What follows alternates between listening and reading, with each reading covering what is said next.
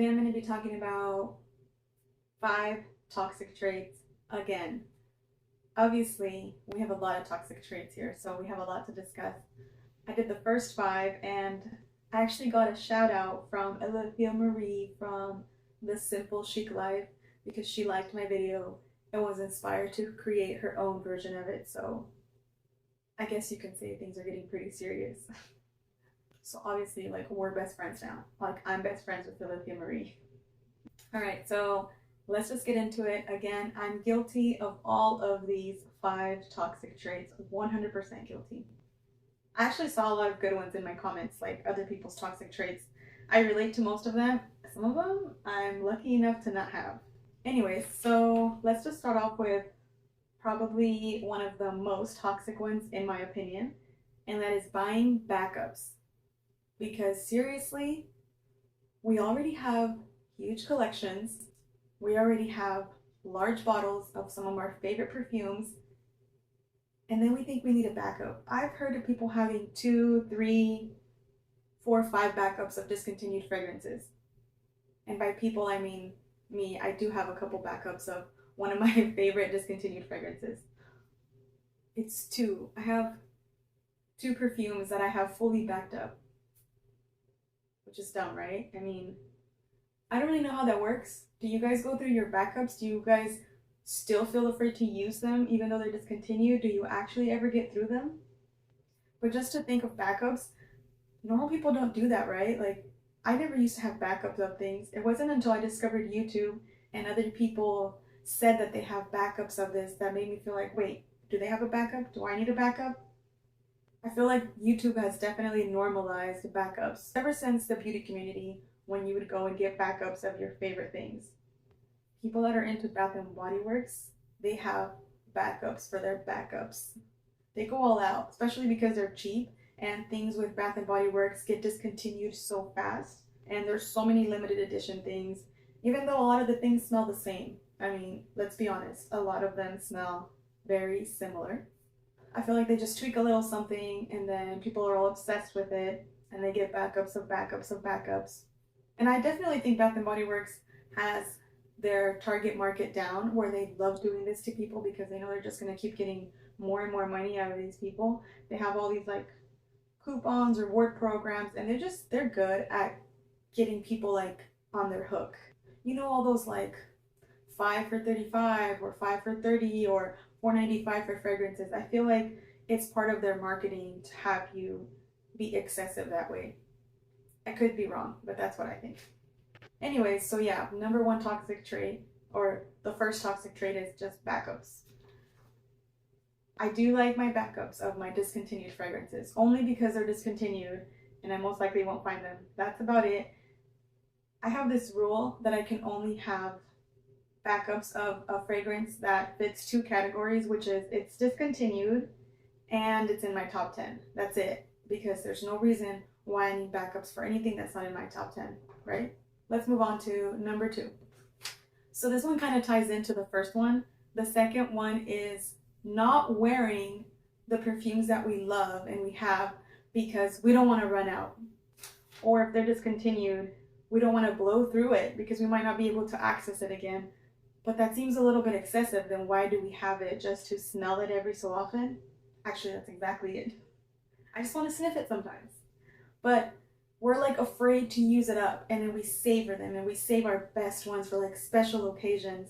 We kind of just like save it and ration it. But like for what?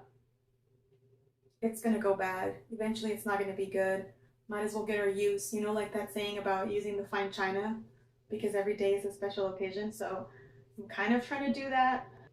Just like every day is a special day because you're alive. So just use your favorite, best, most bestest fragrances. So that's definitely a toxic trait. Not wanting to use up the fragrances that we love. So one of the things I'm doing to combat that is I am adding one of my top 5 favorite fragrances to a project pan, because if it's one of my top favorite fragrances, then I want to use it. I want to wear it and I want to smell like it all the time because it smells the bomb. So the third one is trying so hard to like a fragrance that we probably don't really like, because either we feel like we should like it or because we think that those notes are notes we would like, so we should like the fragrance, or because our favorite YouTubers love this fragrance and everyone loves this fragrance, so there must be something wrong with you if you don't like it. So we're like, okay, we're gonna make this work. I'd be like, I'm gonna try it in the daytime. If it doesn't work in the daytime, I'll try it in the nighttime. If it doesn't work in the winter, I'll try it in the springtime. I'll try it on a full moon. I'll try it when Mercury's in retrograde, or the year of the rabbit, which this is the year of the rabbit, and I'm a rabbit, so this is my year. So we just like make all this effort for a fragrance that we feel kind of iffy about. And yeah, sometimes it ends up paying off and we end up falling in love with the fragrance. But I feel like most times we don't, and we're just trying really hard, or even telling ourselves that we like it, or trying to find its beauty. I'm learning that we can definitely appreciate a fragrance without feeling like the need to own it. So I can enjoy a fragrance and think that's very, very nice, except I don't want to personally smell like that. So I can appreciate and even like a fragrance, but I don't need to own it. So I'm trying not to force myself to like things, and maybe give up a little bit easier on fragrances that I know don't work for me, just because most of my loves were kind of instant loves. So I don't know, you should never feel like you have to love a fragrance because other people do, or your favorite YouTubers do, or it's getting a lot of hype. It's okay not to like everything. So this one's weird. I don't know if you guys do it, but I know I for sure do it, which is I buy a fragrance for one note. So if the fragrance is like this floral fragrance, but then they throw in like a creme brulee note, I'm like, oh my gosh, I need that. It has like one note that I love. So I just assume that I'll love the entire perfume, even if that's just a little hint in there. This reminds me of when makeup was a huge thing, and they used to always come out with new palettes that had like one really popular shade, like those warm tones. I'll show you an example, but they would like do this palette, add a bunch of neutral shades, and then add one pop of color that we really like. And we would go out and buy it, even if we already had all the same exact neutral shades, just because of that one color. And if you block out that color, the rest of the palette is just a plain old, it's just another neutrals palette. But we would go out and get it, even if we already had 5 other palettes similar, because of that one pop of color. So I feel like that's what these like delicious gourmand notes are. They're like the pop of color in a makeup palette, and it gets us to buy it because we want that creme brulee note, or we want that chocolate note, or we want that dulce de leche, or all these like yummy things that they just add in there, but it's not necessarily a fully gourmand fragrance. It just has that one note. So I'm definitely gonna stop doing that. I think now I'm gonna have my standards a little bit higher, and I want to see a little bit more gourmand notes if I'm gonna classify it as a gourmand, with some vanilla in the base or something yummy and delicious besides just the one good note. And then number 5 is buying mediocre perfumes when we already have amazing ones. Like continuing to search for something better and greater than what we have, because at some point in our collections and in our journey, we get to a point where we found amazing, beautiful perfumes that we connect with and we have like a bond with and we love and we have backups of.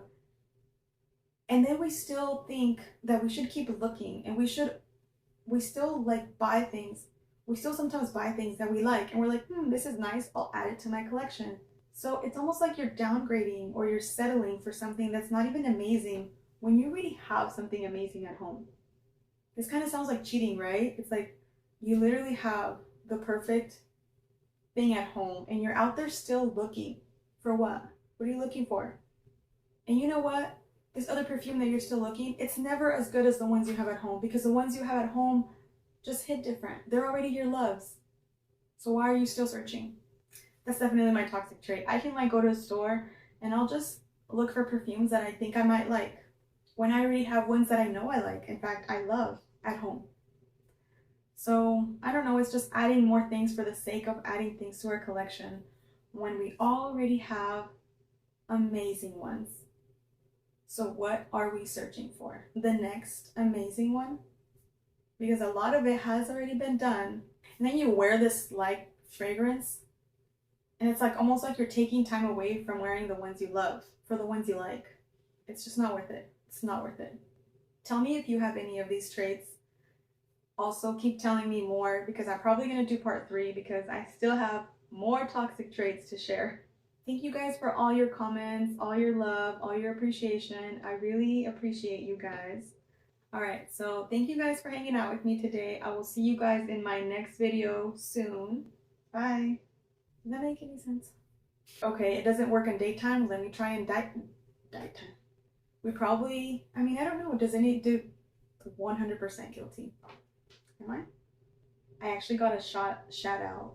Shout out? Toodaloo. It's the way that you look at me.